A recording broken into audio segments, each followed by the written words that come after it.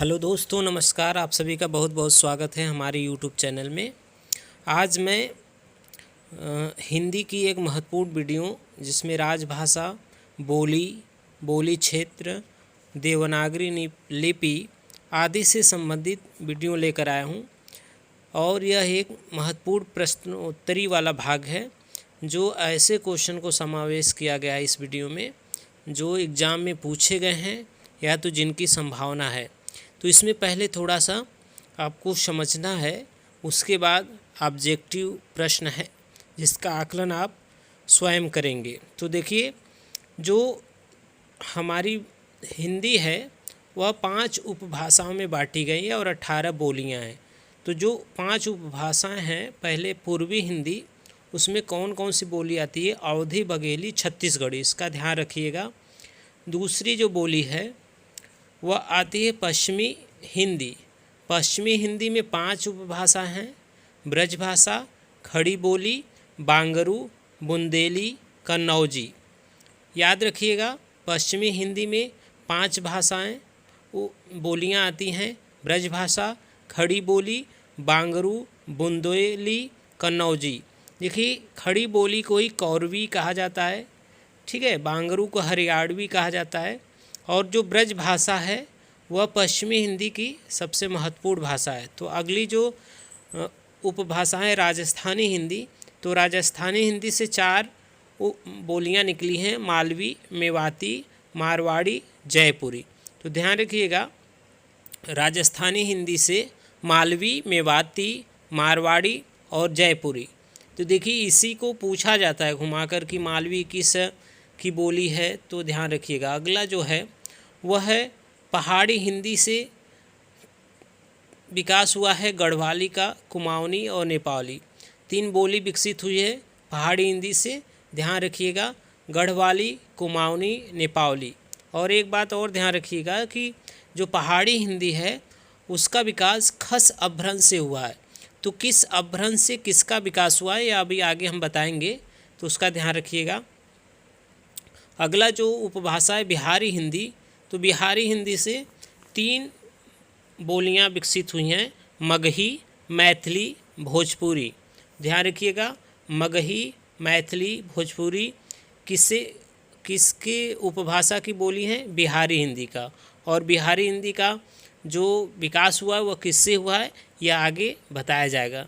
तो ध्यान रखिए अब देखिए, जो अपभ्रंश हैं और उससे जो आधुनिक भाषाएं और उपभाषाएं विकसित हुई हैं उसको ध्यान रखिए। देखिए, जो सौरसेनी अपभ्रंश है उसमें पश्चिमी हिंदी, राजस्थानी हिंदी, पहाड़ी और गुजराती, यह 4 भाषाएं विकसित हुई हैं, 5 भाषाएं। और पैसाची अपभ्रंश से लहंदा और पंजाबी, ब्राचड़ अपभ्रंश से सिंधी, महाराष्ट्रीय अपभ्रंश से मराठी, मागधी अपभ्रंश से बिहारी, उड़िया, असमिया और अर्धमागधी अपभ्रंश से पूर्वी हिंदी। और इसी तरह खस अपभ्रंश से पहाड़ी हिंदी का विकास हुआ है। तो इस प्रकार जो भी यह लिस्ट है वह बहुत इम्पॉर्टेंट, तो ध्यान रखिएगा। आप चलिए प्रश्न उत्तर करते हैं। उत्तर प्रदेश सरकार ने नागरी लिपि सुधार समिति का अध्यक्ष किसे नियुक्त किया गया? देखिए, लिपि से प्रश्न है। तो उत्तर प्रदेश सरकार ने नागरी लिपि सुधार समिति का अध्यक्ष आचार्य नरेंद्र देव को बनाया था। तो इसका ऑप्शन नंबर जो सी है वह सही हो जाएगा, आचार्य नरेंद्र देव। अगला क्वेश्चन है, राजभाषा आयोग के प्रथम अध्यक्ष कौन थे? ऑप्शन दिए: बाल गंगाधर तिलक, काका कालेलकर, श्याम सुंदर दास, बाल गंगाधर खेर। तो देखिए, जो राजभाषा के प्रथम अध्यक्ष थे वह बीजी खेर यानी बाल गंगाधर खेर थे। तो इसका ध्यान रखिएगा, बाल गंगाधर खेर। अगला क्वेश्चन है, टकसाली भाषा कहते हैं किसे कहते हैं? ऑप्शन दिया है: संस्कृतनिष्ठ भाषा को, ग्रामीण भाषा को, परिनिष्ठित भाषा को, कृत्रिम भाषा को। तो देखिए, जो टकसाली भाषा किसे कहते हैं? परिनिष्ठ भाषा को, जो एकदम शुद्ध होता है, परिनिष्ठित होता है, उसे टकसाली भाषा कहते हैं। तो ऑप्शन नंबर जो सी है वह सही हो जाएगा। अगला क्वेश्चन दिया है, हिंदी भाषा की उत्पत्ति हुई है?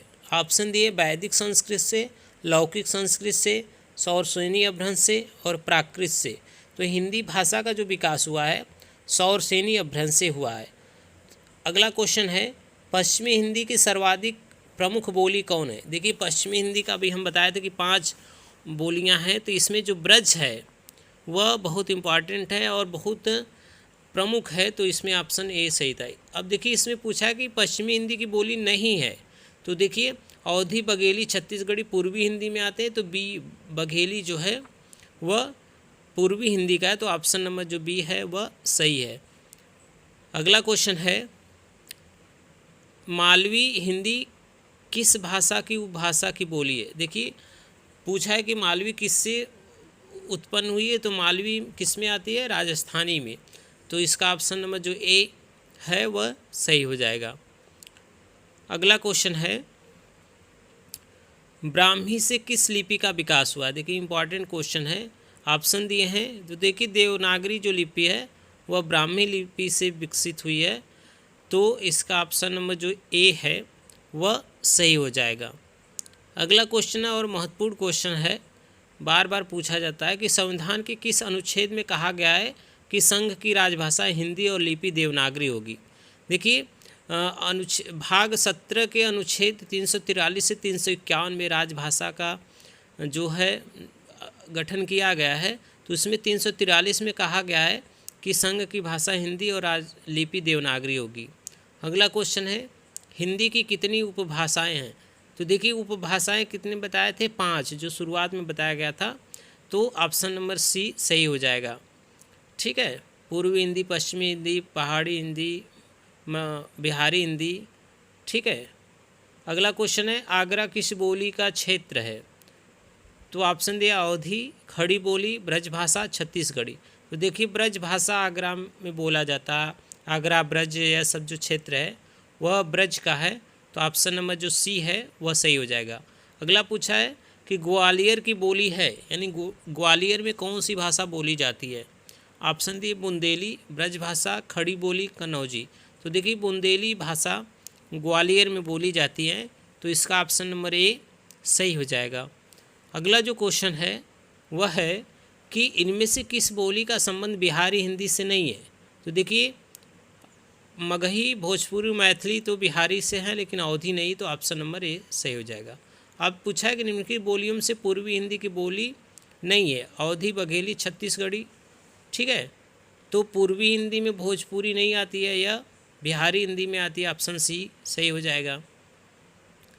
अगला क्वेश्चन दिया है हिंदी भाषा की बोलियों के वर्गीकरण के आधार पर छत्तीसगढ़ी बोली है। छत्तीसगढ़ी किस में आता है। तो देखिए पूर्वी हिंदी में आते हैं अवधी, बघेली, छत्तीसगढ़ी, तो ऑप्शन नंबर ए सही हो जाएगा। जो छत्तीसगढ़ी है वह पूर्वी हिंदी के अंतर्गत आता है, तो ऑप्शन नंबर ए सही हो जाएगा। इसका ध्यान दीजिएगा, शुरुआत में वह लिस्ट बताया गया है, उसको अच्छे से पढ़ लीजिएगा। अगला क्वेश्चन है पश्चिमी हिंदी के अंतर्गत कौन सी बोली नहीं है। तो देखिए ऑप्शन दिया बघेली, ब्रज, कन्नौजी, खड़ी बोली। तो देखिए अवधी, बघेली, छत्तीसगढ़ी पूर्वी हिंदी के हैं, तो इसमें नहीं पूछा है, तो ऑप्शन नंबर ए बघेली नहीं है, यह किस भाषा का है, पूर्वी हिंदी का। ठीक है, तो इसका आप ध्यान रखिएगा। देखिए ये सब सभी महत्वपूर्ण क्वेश्चन हैं, एग्जाम में बार बार पूछे जाते हैं, तो इसका ध्यान रखिएगा। अगला क्वेश्चन है पश्चिमी हिंदी की कितनी बोलियां हैं। तो देखिए 5 बोलियां हैं, और कौन कौन से हैं वह शुरुआती लिस्ट में बताया गया है, तो उसको देख लीजिएगा।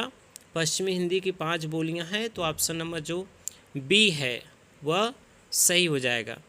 ठीक, अगला क्वेश्चन और महत्वपूर्ण क्वेश्चन पूछा है कि खड़ी बोली हिंदी की उत्पत्ति हुई है, किससे खड़ी बोली का हुई है। तो देखिए ध्यान दीजिएगा, खड़ी बोली आती है पश्चिमी हिंदी में, और पश्चिमी हिंदी का विकास हुआ है सौरसेनी अपभ्रंश से, तो इसका ऑप्शन नंबर जो सी है वह सही हो जाएगा। ऑप्शन नंबर सी सौरसेनी अपभ्रंश। देखिए खड़ी बोली पता है कि पश्चिमी हिंदी के अंतर्गत आती है, तो पश्चिमी हिंदी का जो है विकास सौरसेनी अपभ्रंश से हुआ है, वह भी लिस्ट में बताया गया, तो ध्यान दीजिएगा उसको। अगला क्वेश्चन है आधुनिक भारतीय भाषाओं का विकास किससे हुआ है। तो देखिए अपभ्रंश से ही सारे आधुनिक भाषाएं विकसित हुई हैं, तो इसका ऑप्शन नंबर ए सही हो जाएगा। देखिए जो इसका क्रम है वह संस्कृत से शुरू होकर के आता है, तो अपभ्रंश से आधुनिक आर्य भाषाओं का विकास हुआ है। अगला क्वेश्चन महत्वपूर्ण क्वेश्चन है, एग्जाम में पूछा गया था कि खड़ी बोली के जन्म का समय माना जाता है। कब से खड़ी बोली प्रारंभ हुई? ऑप्शन दिया 1000 ईस्वी के आसपास, 500 ईस्वी के आसपास, 800 ईस्वी के आसपास, 500 ईसा पूर्व के आसपास। देखिए जो खड़ी बोली है वो 1000 ईस्वी के आसपास मानी जाती है, तो इसका ऑप्शन नंबर जो ए है वह सही हो जाएगा। तो ध्यान रखिए खड़ी बोली 1000 ईस्वी के आसपास मानी जाती है। अगला क्वेश्चन है, दिल्ली व मेरठ के आसपास की बोली का क्या नाम है? यानी दिल्ली और मेरठ के आसपास कौन सी बोली बोली जाती है, यह पूछा गया प्रश्न में। ऑप्शन दिए हैं ब्रज भाषा, पंजाबी, खड़ी बोली, अवधी। तो देखिए जो दिल्ली और मेरठ के आसपास की जो बोली है वह खड़ी बोली में बोली जाती है, तो इसका ऑप्शन नंबर जो सी है वह सही हो जाएगा। दिल्ली और मेरठ के आसपास के क्षेत्र में बोली जाने वाली बोली खड़ी बोली है, तो ऑप्शन नंबर जो सी है वह सही हो जाएगा। अगला क्वेश्चन देखिए, अगला क्वेश्चन है, सिंधी भाषा का विकास किस कारण से हुआ है या किससे हुआ है? तो देखिए ब्राचड़ से सिंधी का विकास हुआ है। यह शुरुआत में लिस्ट दिया गया है, उससे आप ज़रूर देख लीजिए, अच्छे से याद कर लीजिए। क्वेश्चन में एग्ज़ाम में ऐसे क्वेश्चन बार बार पूछे जाते हैं। तो सिंधी भाषा का विकास किससे हुआ है? ब्राचड़ से हुआ है। तो इसी तरह के महत्वपूर्ण वीडियो पाने के लिए हमारे चैनल को लाइक, सब्सक्राइब और शेयर करते रहिए। आप सभी का बहुत बहुत धन्यवाद।